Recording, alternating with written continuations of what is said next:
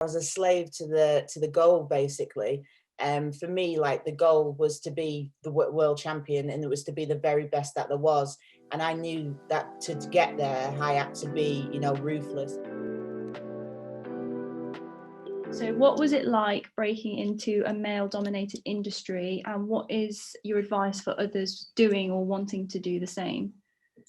I think for me, like when I first started BMX, it was very much a male-dominated world, and I kind of got into it. And I guess I didn't really see that it was no girls in it. I just loved the sport. But I think my advice for anyone, like, is I love this sport, and that's what was my draw. And it didn't matter who was, if it was men or women that was doing it. I didn't let anyone stand in my way of, wanting to take part in the sport. And I kind of always went in with the mindset of, yeah, it doesn't matter if you're racing boys or girls, you just do your absolute best and keep the focus on yourself. What does diversity and inclusion mean to you, and why are they important in sport and beyond?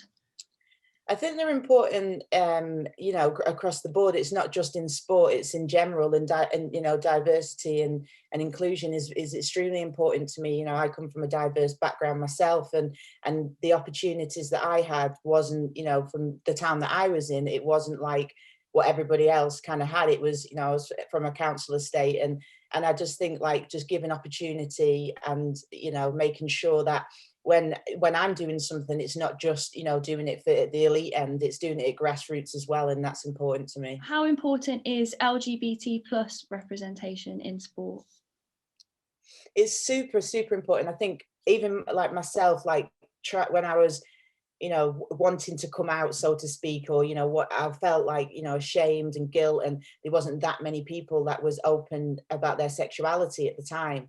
And for me, when I, decided that I wanted to kind of say that I'm in a same-sex relationship, I did it in the way that it wasn't about like doing this big announcement. A same-sex couple don't say I'm in a same-sex relationship. It's just a relationship.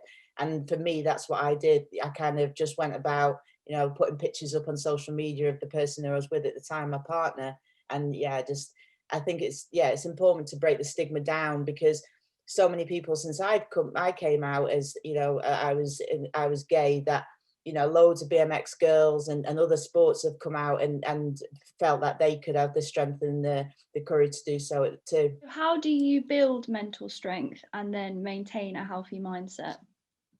Building a healthy mindset starts with, for me, routines. Like I kind of have like a daily routine that I do. Gratitude is massive. Like, I think for me, like, what I do in the day is, before I get out of that door and start my day, I take some time and reflect about the day, about myself. So I'm kind of doing some mental preparation before I've even got out the door.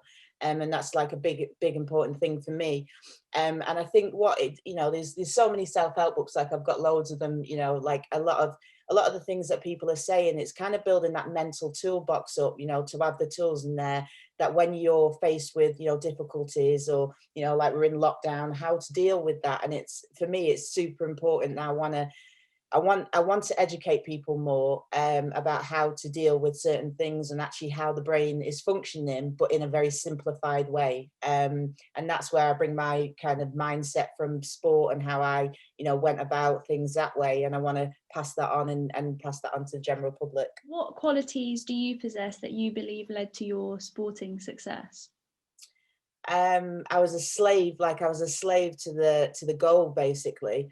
For me, like, the goal was to be the world champion, and it was to be the very best that there was.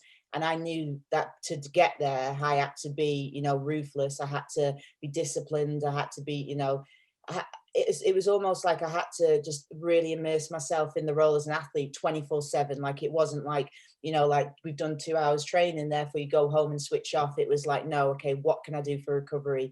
What is going to enable me to be a better athlete tomorrow? So yeah, it was just all about, like, just being relentless to the grind.